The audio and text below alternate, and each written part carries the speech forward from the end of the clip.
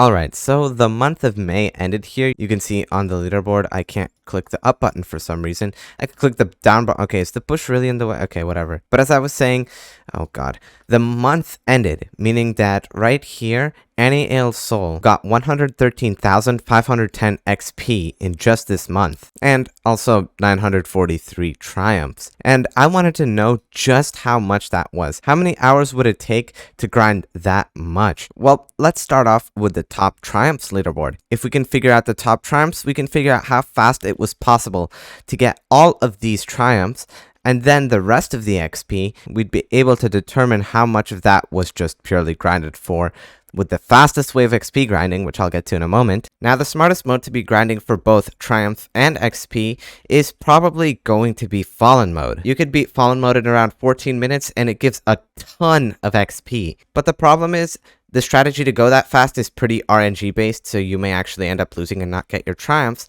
So the second best mode is Molten Mode. You may be thinking, well, normal mode is even faster because you can beat a game in around 9 minutes, while on Molten Mode, the fastest you can beat a game is around 11.5 minutes. And while yes, that may be true, if you do the math, a game of Molten Mode is only around 28% longer than a game of normal mode. While the XP difference between the two, which is 50 XP for normal mode and 75 XP for Molten Mode, that's a difference of 50%.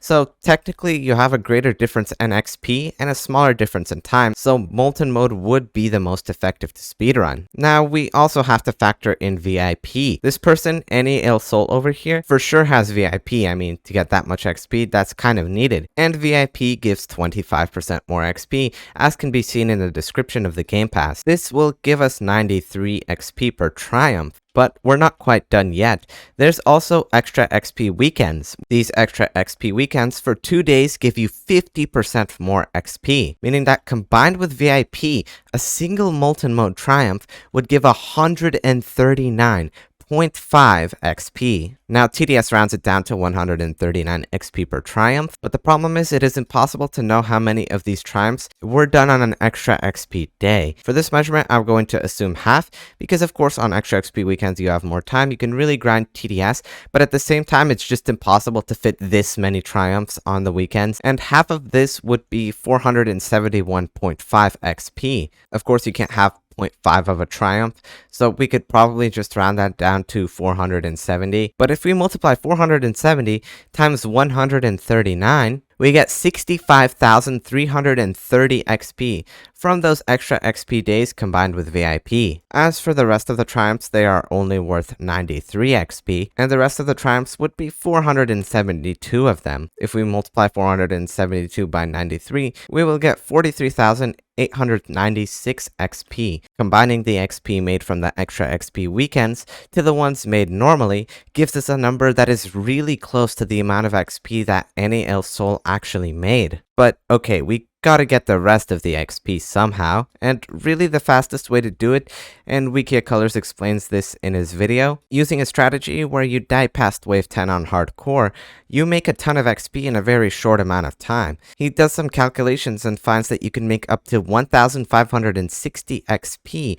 on one of those extra XP days with VIP. So in just 3 hours, Annie Ale Soul will be able to make over 4,000 XP, and adding that to our old XP count, that'll be just enough. Okay, so now that we've figured out the fastest way that Annie pretty much could have gotten that much XP, we now need to determine how many hours did that actually take. Back to our Molten Mode theory, if you beat a game of Molten Mode in around 11 minutes and 30 seconds, which is a really fast speed by the way, combined with the time searching for the map, the time for rejoining, waiting for voting, and everything, it'll probably bring you up to around 15 minutes. 15 minutes per single triumph conveniently is 4 in an hour for simplicity's sake. So if we just divide 943 by 4, we'll see how many hours it took to get, at least in the fastest way possible. And this result amounts to this many hours. Almost 236 hours of playing Molten Mode to get